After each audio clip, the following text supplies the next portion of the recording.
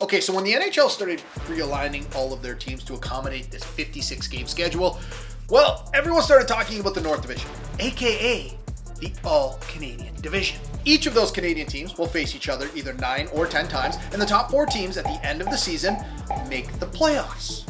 But this is a tough one to predict for a couple of reasons. One, we've never seen anything like this before. And 2, 6 of these 7 teams have a legit shot at grabbing one of those playoff spots. It's a really tight division. So even though I have absolutely no frame of reference, I'm still going to try to predict how the North Division will finish. Let's go. Okay, no surprise here, the Sens are in the number 7 spot. And it's usually at this point where I insert some corny, man, the Sens are terrible joke. But not this year. Don't get me wrong, they're still going to be terrible. But at least they're trying to not stay terrible. They loaded up on youngsters at the draft. They made some pretty significant off-season moves, and we can't forget they signed Matt Murray to a 4-year contract. A full rebuild is in the works, but it also means you have to watch your team lose for a while. Oh, the Habs. Remember when everyone got upset that they got a spot in the 2014 playoff, and then they sent Sid and the Penguins packing? Well, that raised some eyebrows. So Marc Bergevin went out and did some work in the offseason. Now, he didn't make any big splashes, but he definitely helped this team depth-wise. I can't believe I'm actually excited about the acquisition of a backup goaltender, but getting Jake Allen was pretty big for this team. Yes, they're spending a boatload of cash on 2 goaltenders, but Carey Price is 33, and the Habs finally recognized that he needs a little help. And by help, I mean rest. Yes, even in a 56-game season, a guy like Carey Price is going to get tired. He looked great in the bubble, so he still can be dangerous. But my problem is, I think this team just doesn't have the offensive firepower to get them over that hump. Now, I have been singing the praises of the Canucks for a while now. I've loved watching guys like Elias Pettersson, Brock Besser, Quinn Hughes really lay the foundation for this young team. But this offseason was all about who this team lost. Tyler Toffoli, Chris Tanev, Troy Stecher, all gone. But for me, the biggest loss for this team was between the pipes. Jacob Markstrom, who was so integral in this team's success, is now a Calgary Flame. And they are left with an aging Braden Holtby and a young Thatcher Demko. I'm just not sure that's good enough to get you into the top 4 in this division.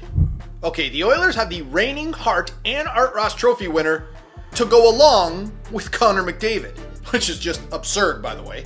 But fans still tread pretty lightly when talking about this team, and that tends to happen when you get bumped in the play-in round by a Chicago team that had no business in the bubble. I think Connor McDavid summed it up perfectly in one sentence. I don't think we have a problem scoring goals, it's keeping the puck out of our net. Now, Edmonton's biggest offseason moves were the signing of defenseman Tyson Barrie and center Kyle Turris. Now, we know the big two are going to score. That's a foregone conclusion. But if McDavid and Draisaitl can get even just a little bit of help from the rest of the lineup, they squeak into the 4 spot. When it comes to the Jets, whether you like it or not, you're going to hear Patrik Laine's name a lot this year in regards to the trade rumors. He's entering the last year of his deal. He's going to become an RFA, and his agent publicly said a trade would be beneficial for both sides. And oh yeah, there's also that thing called the salary cap, and the Jets are right up against it. Does he get dealt this year? Well, that's going to be the big question. But come on, whether this team succeeds or fails all comes down to the blue ice, because no goalie in the league has played more games, more minutes, or faced more shots over the last 3 years than Connor Hellebuyck. And he's got a Vezina trophy for all his hard work. When he plays well, they win. When their top 2 lines are scoring, well, that helps too. If those 2 things can happen, they get into the postseason. Okay, the Calgary Flames basically had one thing on their offseason to-do list. Find a legit starting goaltender by any means necessary and sign him to a long-term deal. And they did just that. Jacob Markstrom and the Canucks couldn't agree on cash to keep him in Vancouver, so he inked a 6-year, $36 million deal with the Calgary Flames. Now, as far as the rest of the team goes, they need one thing: consistency. Look at a guy like Johnny Gaudreau. They need the Johnny Hockey who put up 99 points a couple years ago, not the one who seemed to disappear for long stretches last season. If their offense can find their way again, they're going to compete for the top spot in this division.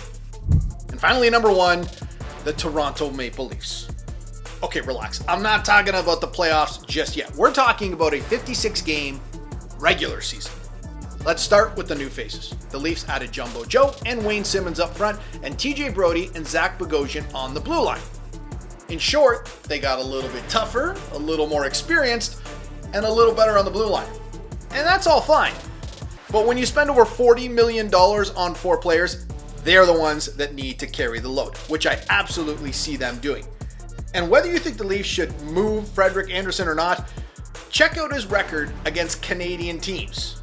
Okay, look, I'm still not betting on this team to win a playoff series because I really like, money. But barring a disaster, this team just has too much talent not to get themselves into the top 4 spot and maybe even win the division.